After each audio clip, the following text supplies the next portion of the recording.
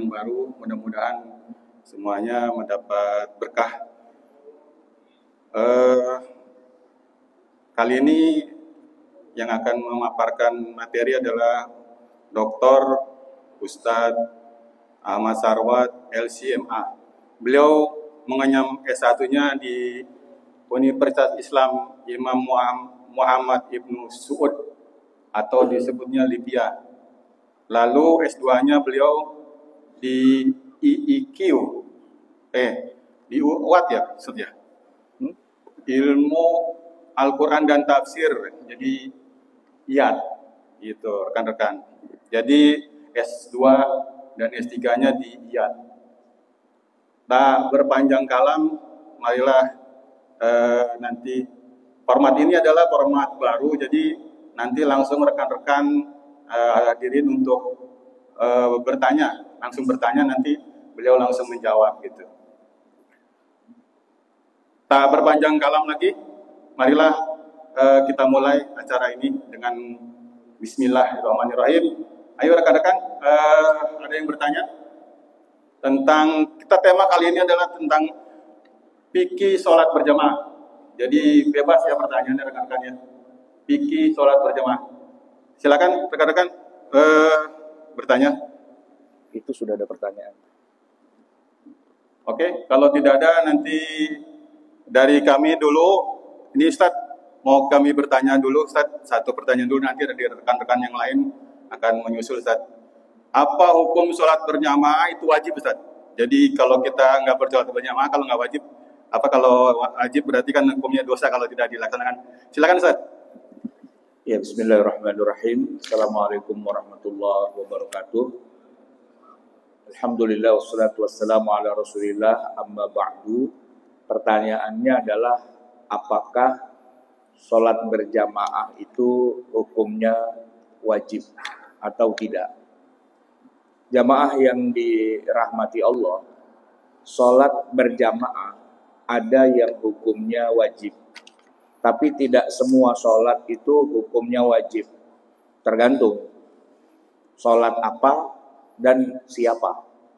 Kalau kita ngomongin yang wajib ini ya, bahkan bukan hanya wajib, malah juga menjadi syarat sah atau tidak sahnya adalah sholat Jumat.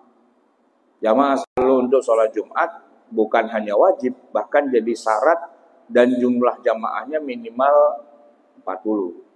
Nah, tapi kalau kita bicara sholat berjamaah yang sifatnya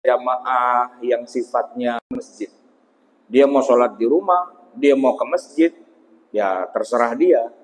Tapi kalau orangnya laki-laki, nah di situ nanti para ulama beda pendapat. Ya, ada sebagian ulama yang mewajibkan, ada, khususnya dalam hal ini mazhab Hambali. Tapi ketika mereka mewajibkan itu ada ketentuannya. Pertama laki-laki ya, kalau perempuan enggak. Yang kedua, dia akil, baligh, sehat, mukim, rumahnya dekat masjid. Ya, kalau di zaman Nabi ukurannya, kalau Bilal azan, Bilal kan azan zaman dulu gak pakai speaker, Pak. Ya, dia suaranya suara biasa aja. Kalau Bilal azan, dia dengar azan itu dari rumahnya. Nah, maka kalau begitu itu, menurut salah satu dari 4 mazhab, yaitu mazhab Hambali, wajib. Menurut mazhab Hambali, gitu ya. Tapi 3 mazhab yang lain mengatakan enggak sampai wajib sih. Judulnya adalah sunnah muakkadah. Bukan wajib tapi sunnah muakkadah. Muakkadah itu berarti dia sunnah, antara sunnah dengan wajib di tengah-tengah gitu Pak. Mau ke arah wajib tapi belum nyampe, tapi dibilang sunnah juga bukan sunnah biasa. Pahalanya berlipat-lipat. Dan itu adalah pendapat 2 mazhab, yaitu mazhab Hanafi dan juga mazhab Maliki. Mereka mengatakan buat laki-laki muslim, akil, baligh, sehat, rumahnya dekat masjid, sholat berjamaah 5 waktu di masjid dekat rumahnya, itu hukumnya sunnah muakkadah. Jadi kita udah punya 3 pendapat, yaitu pertama mazhab Hambali yang bilang wajib, mazhab Maliki dan Hanafi yang bilang sunnah muakkadah, tinggal satu lagi nih, yaitu mazhab Asy-Syafi'i. Kita ini Pak orang Indonesia ini mazhabnya Syafi'i. Apa pendapat mazhab Syafi'i tentang sholat 5 waktu berjamaah buat orang yang muslim, akil, baligh, laki-laki, sehat, rumahnya dekat masjid? Jawabannya adalah fardu kifayah. Fardu kifayah. Pernah dengar kan Pak ya istilah fardu kifayah? Nah, contohnya apa itu Pak? Sholat jenazah. Nah, kita habis sholat jamaah nih Pak, ya. Terus ada jenazah, diumumin jamaah kalau bisa jangan pulang dulu. Kenapa? Ada sholat jenazah. Pak, kita nih Pak kalau kebelet buru-buru, ya kan? Boleh nggak kita langsung nyelonong aja pulang? Boleh nggak? Boleh. Boleh. Karena yang namanya fardu kifayah, asalkan udah ada orang lain yang sholat, kita ngabur Pak, madol, ngilang begitu, kagak masalah. Yang penting kan ada yang nyolatin, namanya juga fardu kifayah. Kecuali nih Pak, ya, habis sholat zuhur diumumin ada jenazah, jangan pada pulang dulu. Sampai imam-imamnya pulang juga Pak, gitu, kagak nyolatin. Sampai jenazah sendirian, woi kira-kira lo, gua masa belum disolatin lo pada pulang aja, ngomel Pak mayatnya gitu kan. Nah itu kan jadi dosa semua tuh, sampai mayatnya bangun lagi, apa? Masuk gua sholatin diri gua sendiri, gitu ya. Nah jamaah sekalian, jadi menurut mazhab Asy-Syafi'i, sholat berjamaah itu hukumnya fardu kifayah. Jamaah kalau ikut hadir sholat berjamaah, pahalanya gede, karena kan fardu. Cuman kifayah, seandainya kagak datang juga nggak dosa juga. Cuman ya sayang aja gitu, ya kan, mana rumah dekat, ya, mana pahalanya banyak, ya kan, mana kemudian dosa kita juga banyak. Kan harusnya dosa kita yang banyak kita imbangin, siang enggaknya ya sholat lah berjamaah gitu ya. Tapi ya nggak apa-apa juga seandainya dia nggak sholat, dia sholat sendirian di rumah gitu ya, nggak jadi masalah kalau pakai mazhab Syafi'i. Nah cuman kalau bapak-bapak jamaah sekalian pernah dengar ada ustadz ngotot bilang wajib, mesti, kudu, harus, gitu-gitu semua, ya kita bisa, oh nih orang nih ngajinya paling enggak sama ulama yang dari kalangan mazhab Hambali. Kenapa? Karena mazhab Hambali bilang wajib memang hukumnya. Oh kalau nggak ikut sholat jamaah gitu ya, dosa gitu Pak, dosa. Nah sehingga kalau kita lihat dari segi khilafiyah, yang bilang wajib satu, yang bilang kagak wajib ada tiga. Yang tiga itu, dua mengatakan sunnah muakkadah, Syafi'i mengatakan fardu kifayah. Nah itu baru satu pertanyaan tuh Pak, agak panjang juga jawabannya ya. Emang begitu aturannya. Baik. Baik Ustaz, terima kasih. Tadi lucu juga tuh, madol. Kalau saya ingat di SD waktu dulu Ustaz tuh. Iya, madol bolos ngabur gitu, ngilang. Iya. Oke. Ada lagi Ustaz nih, kalau kita bermakmum atau makmumnya ini ya keliru gitu Ustaz. Kadang-kadang keliru dia baca apa atau ada imamnya ya. Dia imamnya nih. Nih ini kita ini syarat apa sholatnya kita ini sah atau gimana Ustaz? Pak, mohon diterangin Ustaz. Iya, jadi gini Pak. Sholatnya imam ya, itu sangat menentukan sah atau tidak sahnya sholatnya makmum. Kalau imam sholatnya saja udah kagak sah, maka makmumnya biar kata si makmum sah ya. Tapi karena dia ikut imam, di mana imamnya sholatnya kagak sah, ya sholatnya makmum kagak sah Pak. Gitu. Ya contoh nih Pak, contoh ya. Ada orang jadi imam, ya. Begitu dia udah selesai, kemudian dia bilang, mohon maaf jamaah, saya belum wudhu tadi, gitu. Ya imamnya belum wudhu gitu kan, dia baru ngaku gitu. Kira-kira gimana tuh Pak jamaah? Sholatnya sah nggak? Semua jamaah pada wudhu, imamnya doang yang belum wudhu gitu. Cuman dia ngaku, begitu assalamualaikum warahmatullahi wabarakatuh, terus dia pengumuman. Hadirin jamaah sekalian, mohon maaf tadi saya lupa belum wudhu gitu, ya kan? Nah kita poles palanya imam, ada aja lu, kenapa? Ya kita jadi sholat lagi dari ulang gitu. Kenapa? Sahnya sholatnya imam itu sangat berpengaruh pada sholatnya makmum. Ada tuh Pak dosen saya cerita, tahu dia beneran atau dia ngelawak doang. Begini Pak, ada imam masjid ya, di malam hari ya, dia tuh malam Jumat Pak, mana hujan gitu kan, bininya diberi Pak di malam itu Pak, ya kan, saking asiknya sampai dikit lagi subuh tuh Pak, sampai aja dia subuh kesiangan.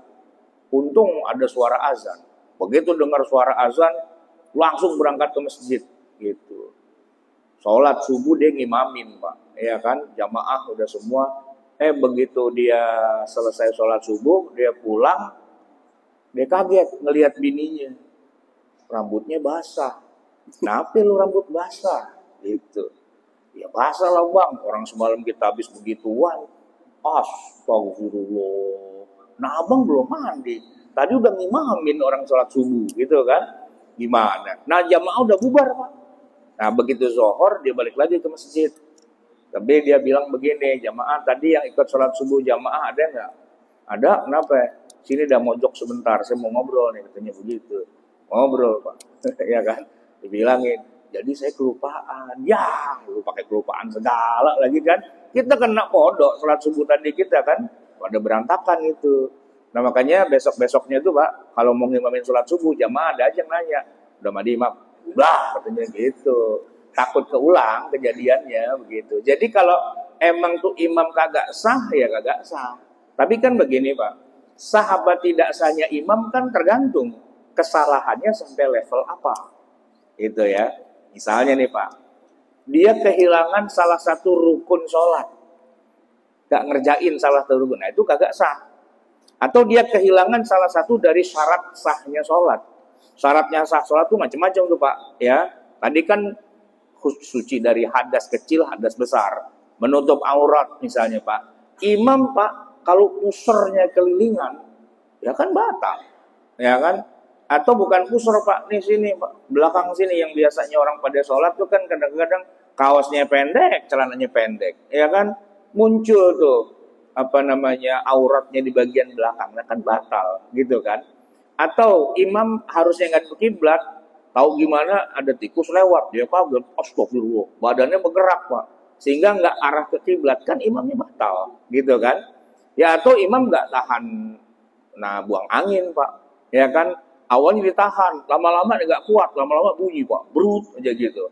Nah kan kacau tuh urusan, imamnya batal, ya kan? Pak, kalau imamnya batal, berarti makmumnya batal Pak. Kecuali, ada kecualinya. Makmumnya tahu imamnya batal, lalu mereka berhenti jadi makmum dan nerusin sholatnya sendiri. Istilahnya itu namanya mufarokoh. Apa Pak? Mufarokoh. Ya dia batal, gitu kan? Udah, makanya kemudian masing-masing sholat sendiri-sendiri. Tapi itu hanya bisa di sholat 5 waktu Pak. Seandainya sholat Jumat, kagak bisa. Nah, kalau sholat Jumat kan nggak boleh sholat sendiri-sendiri. Berarti batal semua. Nah, ada yang kedua Pak. Yaitu imamnya manggil pakai kode doang sih ya. Yang belakang suruh maju jadi imam gantiin dia. Itu namanya istikhlaf. Kalau yang mufarokoh, imam batal kagak ada yang gantiin. Biar jamaahnya nih makmum pada kagak batal, masing-masing meniatkan, ya Allah saya mufarokoh dari imam itu. Sebab kalau dia nggak mufarokoh, nggak berhenti jadi makmum, niatnya tetap ikutin imam, nah imamnya batal, semua ikut batal. Jadi kalau nggak ada yang gantiin, makanya oleh karena itu mau sholat Jumat kek, mau sholat 5 waktu kek, harusnya yang di belakang imam itu standby. Dia tuh kopilot, ya kan? Siap, begitu imam batal nih, langsung aja dia kasih kode gitu. Dan ini mesti ada kesepakatan, jangan begini-begini, kenapa lu tangan gini-gini? Wah batal gitu, jangan pakai nanya gitu kan istilahnya. Atau udah tahu itu kode, cuman yang di belakang kagak siap, ya jangan aneh, dia aja gitu. Bahkan biasa tuh main tunjuk-tunjukkan. Nah dia pakai pilkada dulu di situ, siapa yang jadi imam gitu kan? Ya kagak bisa, makanya yang di belakang harus udah siap. Batal nih gitu kan, gua baju nih gantiin gitu ya kan, tapi jangan disengajain, gua tendang aja, gua jorokin kan jatuh tuh imam, gua maju dah gitu. Emang lu kata ini suksesi kepemimpinan? Ya enggak. Tungguin aja, kalau dia batal kita maju. Tapi kalau dia enggak batal, ya jangan maju gitu kan. Masa imam ada dua? Enggak bisa, imamnya satu aja. Kalau dia batal, berarti yang di belakang maju gantiin sehingga jamaah enggak perlu mufarokoh. Ya kan? Jamaah enggak perlu mufarokoh. Tapi kalau enggak ada gantiin, mufarokoh. Nah, proses majunya makmum jadi imam itu disebut tadi apa? Istikhlaf. Itu ada dasarnya, Pak. Dasarnya apa?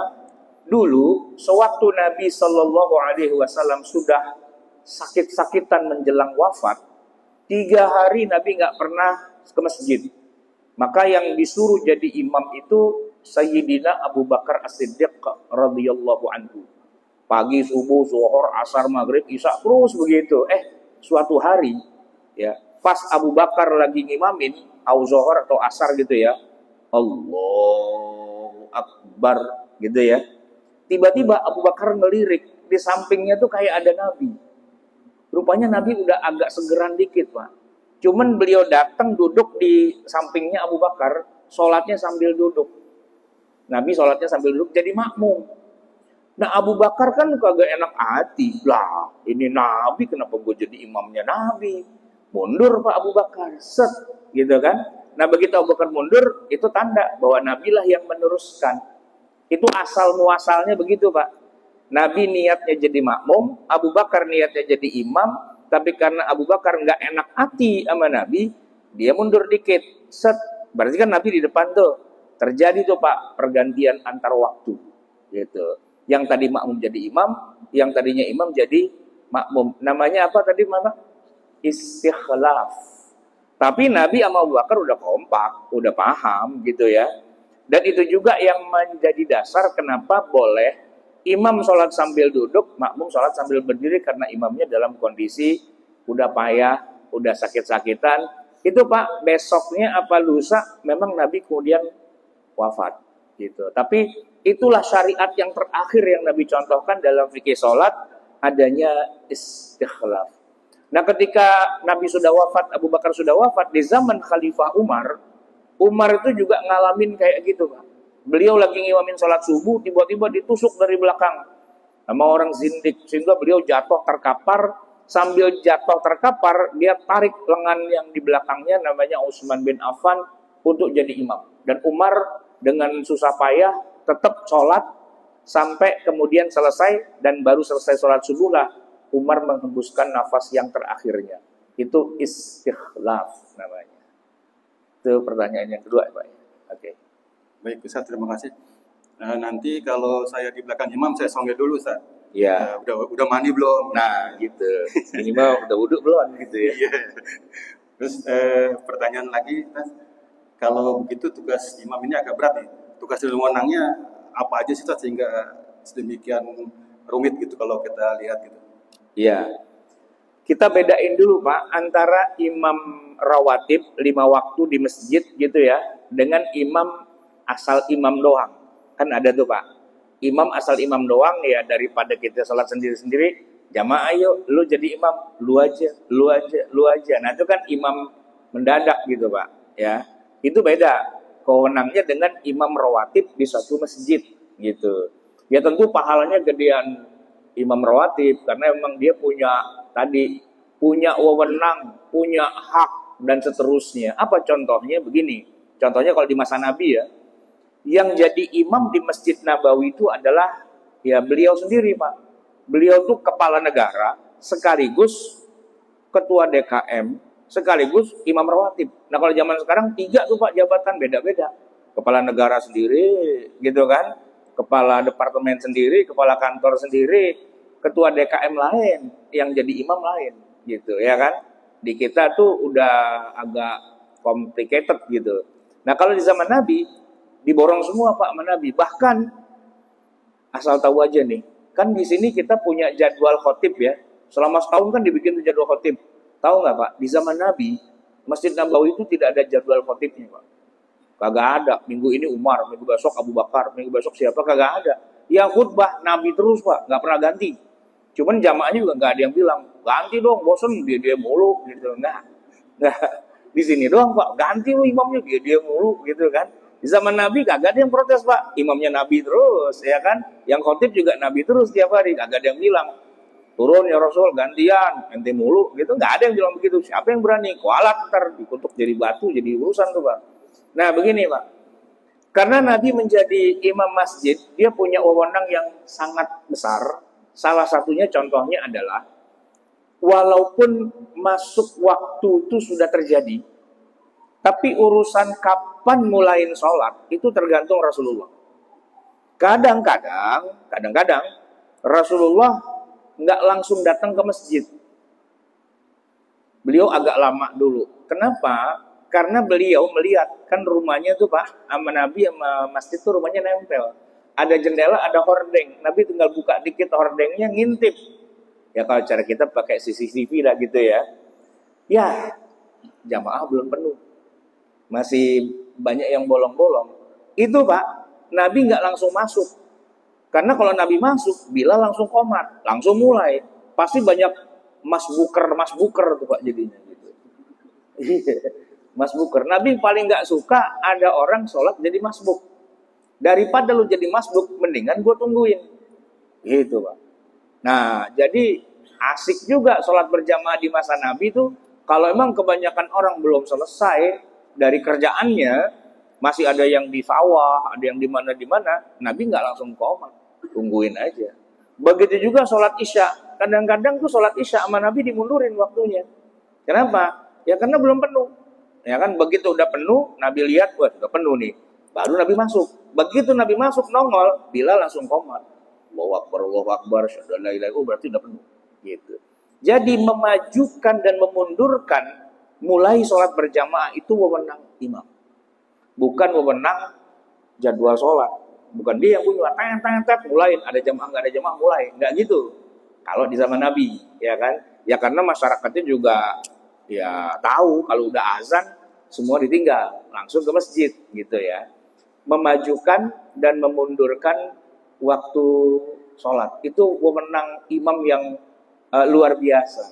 Termasuk jamaah sekalian, imam juga punya hak, misal kata ya, kalau dia belum sholat, maksudnya dia belum datang dan belum jadi imam, tidak boleh ada seorang pun yang boleh mengerjakan sholat itu. Misalnya zuhur nih Pak, ya kan? Tadi kan saya bilang Nabi memundurkan waktunya. Nggak ada tuh Pak yang usil. Ya Nabi lagi pergi kali gitu, udah komat gitu. Nggak ada Pak begitu. Nggak ada. Ya kalau emang Nabi ada dan Nabi jadi imam, ya beliau mundurin semua jadi pada mundur waktunya gitu kan. Kecuali Nabi sakit dan Nabi bilang saya udah nggak bisa, gantinya Abu Bakar, baru Abu Bakar yang maju, gitu kan. Nah kalau beliau belum masuk, nggak ada yang jalan duluan. Sehingga ini yang menarik ya, apa-apa semua serba kepada Rasulullah, dan disitulah terlihat bahwa wewenang imam itu sedemikian tingginya sampai dia bisa memajukan, memundurkan waktu sholat. Bahkan kalau bukan bersama dengan imam, orang tidak boleh sholat duluan di masjid itu, nggak boleh. Contoh nih Pak, contoh ya. Di masjid ada pengajian kayak gini, habis maghrib. Biasanya namanya pengajian, kan kadang-kadang rada panjang tuh, udah masuk isya, jreng. Ini pengajian mau dipotong dulu, apa tanggung? Tanggung katanya, terusin. Aturan isya jam 7, berapa? 7.20 ya? Berapa? Hah? Sekarang? Jam 19 lewat isya. 30. Setengah 8 ya. Nanggung nih, tambahin 10 menit. Kan mundur tuh. Ada jamaah protes. Wah kagak bener nih masjid pakai nunda-nunda sholat. Dia sholat sendirian Pak. Kagak sah. Nah kalau dia pengen kebelet, pengen dia sholat duluan, pulang sono. Lu kerjain di rumah kagak apa-apa. Tapi kalau di masjid, udah azan, mau nggak mau lu sholatnya harus sama imam jam berapapun imamnya. Dan itu kita praktekkan setiap hari Jumat Pak. Kalau hari Jumat udah masuk waktu nih Pak, ya kan? Imam di atas mimbar, ya kan? Udah masuk waktu, begitu imam Assalamualaikum warahmatullahi wabarakatuh, kan azan tuh. Kan itu azan, ya, azan yang dikumandangkan, kan itu azan yang kedua. Kalau 2 kali sini, 2 kali apa sekali? Sekali ya. Ya pokoknya itu azan zuhur gitu kan. Nah lalu imam ceramah, khutbah.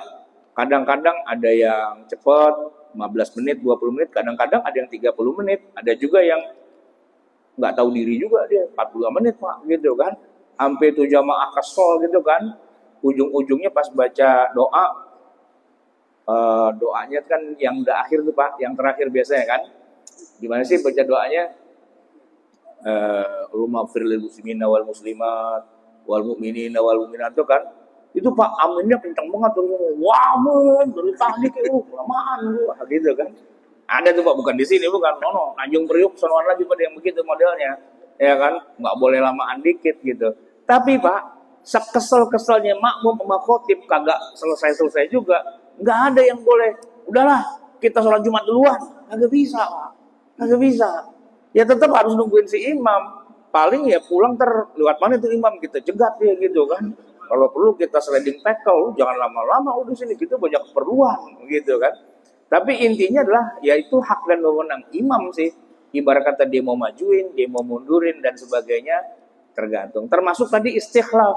Siapa yang mesti ditunjuk itu urusannya imam juga begitu. Baik. Baik Ustaz, mengenai sliding tackle nih Ustaz. Kita juga bisa di sliding tackle, soalnya waktunya udah habis Ustaz. Udah habis ya? Iya, nanti kita lanjut lagi Ustaz. Atau ada teman-teman yang nanti berminat untuk bertanya, bisa di setengah kamar. Setengah kamar. Oke Ustaz, terima kasih banyak atas kajian ini Ustaz. Mudah-mudahan bermanfaat bagi kami semua, berkah untuk kita semua.